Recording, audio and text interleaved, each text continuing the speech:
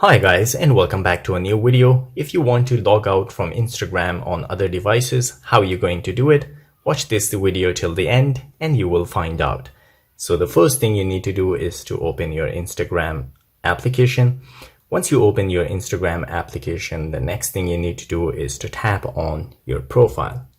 So once you tap on your profile, at the top, you will find the three lines. You need to tap on that one.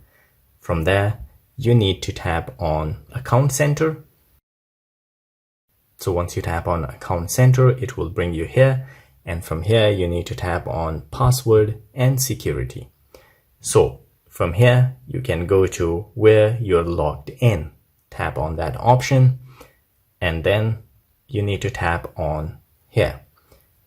So once you tap on here you will find that where you're logged in. Login on other devices. As you can see, there are two devices, one that I'm using, and this one is the other device that I'm logged in. So how I'm going to log out from the other device. Just select device to logged out, tap on that one, and then select the device. If you want to logged out from all the devices, you can select all.